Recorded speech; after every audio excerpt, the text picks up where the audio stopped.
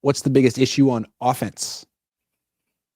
I want to go Again, real last quick, on this for one. people who have just tuned into the 49ers for the first time in 6 months, their offense, they're down like 6 or 7 points per game. Last year they were scoring like 29 something. Now they're down to like 22 something. It's been a bigger fall off than the defense. And since the bye week, 17 points per game. Okay, I'm done. Yeah. All right. You want to go, Ryan? No, go ahead, buddy. The problem with this offense is that it's not an offense. It's a scheme. And it doesn't have all the vestiges of what a sound offense should have. A sound offense has not only a traditional drop back game, but it also has hot routes. It has built-in outs during every play for you to be able to get out of bad issues, whatever the defense chooses to do. We don't have that. Also, this offense does not have a sound 2-minute drill. All right. When it's time to run 2-minute and go tempo, this offense is definitely in over its head when it comes time to actually speeding up the pace. We have one of the slowest tempoed offenses in the NFL, year in and year out, right? Yeah. We do not change pace at all, which also means that this offense can't react contemporaneously to the moment. They cannot adjust at all. Everything has to be set up like a house of cards, man. And if one card gets moved, the entire thing falls apart. Also moving in with this offense is that you have to just understand that if you can't call audibles at your leisure as a quarterback and match protections with it, it's not an offense, man. It's a scheme. It's packages put together. And then you look at the utilization of the players. Certain guys get given, Jesus Christ. Certain guys are given certain different job descriptions in the offense that are much easier than other people's jobs in the offense. I would say that even though Brandon Ayuk came into the offense and he was in Kyle's doghouse, the route tree of what Brandon Ayuk had to do to ingratiate himself in this offense and be successful was far more laborious than what Deebo Samuel had to do in this offense, just based off of his talent alone.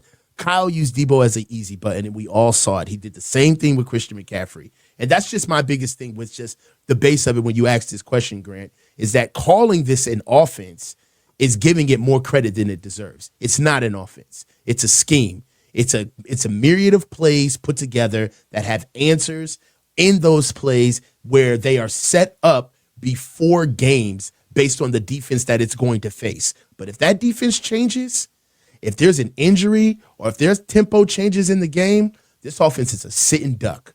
And we've seen it time in and time and again because we blow leads. It's a front-running schematic package. It's not an offense.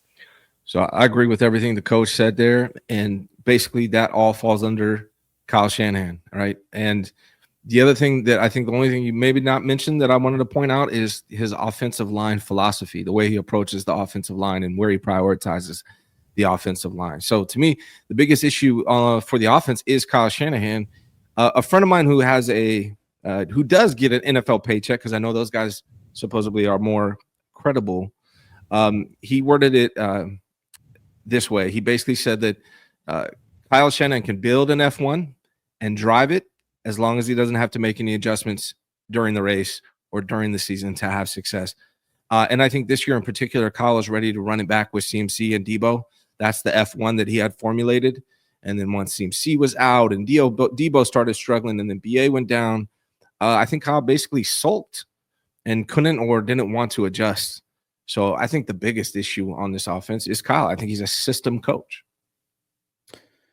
That's why I wanted to go last, because I agree. It's Kyle Shanahan. I mean, it doesn't matter what you want to point to, whether you want to talk to the philosophy, whether you want to talk to the players that they pick, the players that they pay, the offensive line, anything you want to point to, it's all Kyle. I mean, Kyle sits there during the game as a head coach and has his head buried in a play sheet.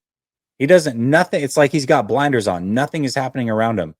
He is the offensive guy. So if there's something wrong with this offense, if you don't like what Brock Purdy's done, Kyle chose him. If you don't like that they paid Ayuk and you feel like he's overpaid, Kyle chose him. If you feel like the offensive line is an issue, Kyle's chosen them. everything you point to falls under Kyle Shanahan. And that's why he was hired, was to be the offensive guy. And we've seen this offense sputter many, many times. And when it's sputtered, they've always had a wrinkle or something crazy that's happened.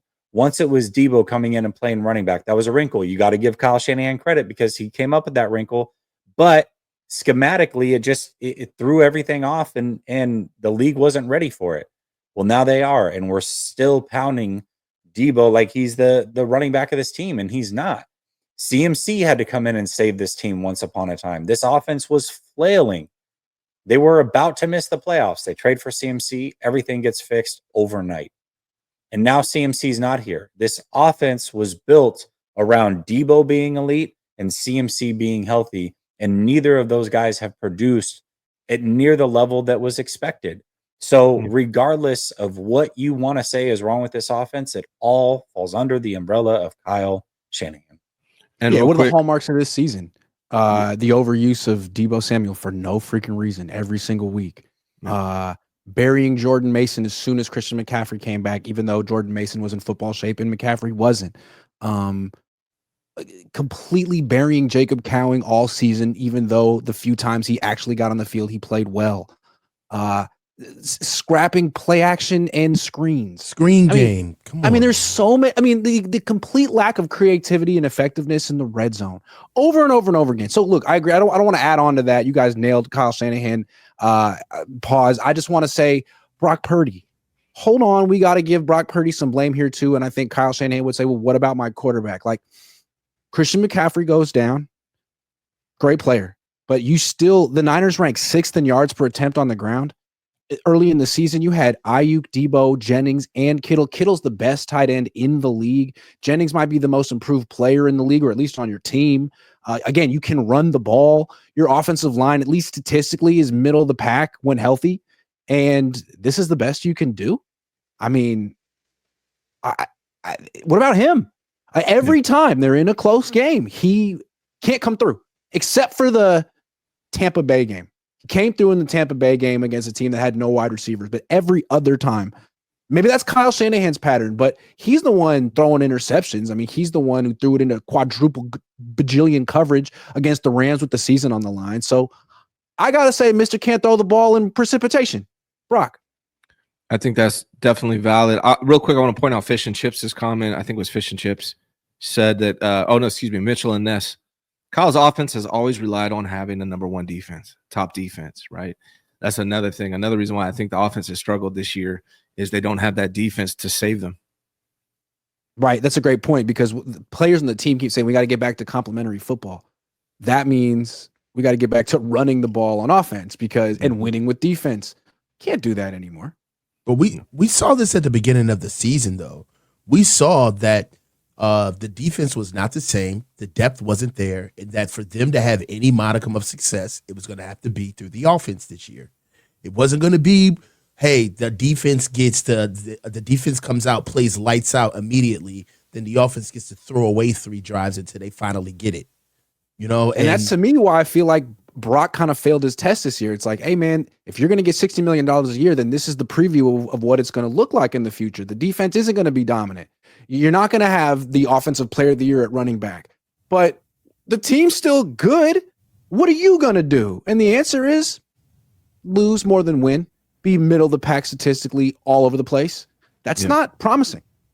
One thing, too, that I just discovered last year, Brock Purdy had the second fewest drops across the NFL out of all starting quarterbacks. So the numbers you saw last year was he benefited by having 0 drops. Like barely anybody dropped the ball last year. This year, it's more right in the middle of the pack. It's still not bad, but it's not ridiculously good like it was last year. And I think that's another reason why you're seeing Brock struggle. The receivers are more towards the medium this year in regards to drops. 45.7% completion percentage versus man. That's what sticks out. Oh, and you could say, look, he doesn't have the weapons, this and that. He has the best tight end in football. Mm-hmm. And he has Jawan Jennings too, you got to give Brock credit. He's got the most out of Jawan Jennings this year. And then after that, I really do blame Kyle Shanahan for not using Jacob Cowing. I think Jacob Cowing showed enough in his brief opportunities to get more. And I think he would have made what we say about this offense. It's slow. It lacks explosiveness. How about use the fastest player on your team? Jet sweeps, end arounds, the occasional stutter go, which he's already caught a long pass on this year. That upsets me. That's again, Kyle. Well, you know why he's not playing. I do know why. Because Ricky Pearsall was his pick, and we know that if Jacob Cowan gets out there and shows any type of success, they're gonna want him to stay in the offense. And the operative question is gonna be, well, what the hell did we draft this guy in the first round for if we got Ricky?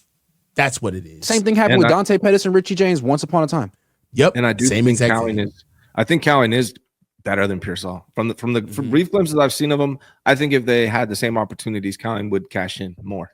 I want to give Pearsall some grace because he passed me the basketball today and told me to shoot it, and I bricked it. But that was a nice gesture. Ricky missed all of training camp and got shot. Jacob Cowan's been here. One guy is – if football's a tricky sport, one guy is in really good football shape right now. One, to me, isn't as locked in. So I would go with Cowan now. I don't think Pearsall is a bust. I think he was a reach. So there's a difference, right? Yeah, I think Pearsall is okay. I just don't think he was worth a pick 31. I think it's way too soon to call him a bust, but he was definitely a reach. We felt that way. He just hasn't done enough to make us change our minds yet. I want to say this real quick too, to Coach's point about this team, like us knowing about the defense and that the offense would have to be the team that carries us. This is nothing new. We started to think this at the end of 2 seasons ago when CMC was here. Going into that playoff run, that was something that I talked about pretty regularly on my show, and I'm sure you guys all discussed it as well. It's like, man, this team is starting to turn more into an offensive team. And then going into last year, I'm pretty sure we all agreed, like, hey, this is more of an offensive team than a defensive team. This is what it's going to have to be. So definitely a year and a half removed from when those conversations started, we certainly should have all seen it coming that, hey, this is more of an offensive team, and it's going to have to win based off of its offense. You've got an offensive coach. You've got supposedly your franchise quarterback. And then to Grant's point real quick about the quarterback and all the things going on, a big chunk of this fan base thinks that Brock Purdy is better than Justin Herbert. Justin Herbert as a rookie had the worst offensive line in football. Go look at what numbers he put up. Justin Herbert this year has arguably worse weapons than Brock Purdy's dealing with right now in this moment with everybody injured. I don't even think it's arguable. He does have worse weapons. And if you go look at their separation, identical to Brock Purdy's. Identical. He's not turning the ball over a ton. He's not making a ton of mistakes. Last week, he had the worst rated offensive line just last week. And go look at what he did in those situations. So if you got a guy that half this fan base thinks is better than Justin Herbert, then why the hell doesn't he make the same mistakes? Why isn't he floundering? Yeah, and what are you paying your quarterback $60 million a year for if he needs to have an elite defense to win? Now, I know the Chiefs have an elite defense, but we've seen Patrick Mahomes win in every single way that you can.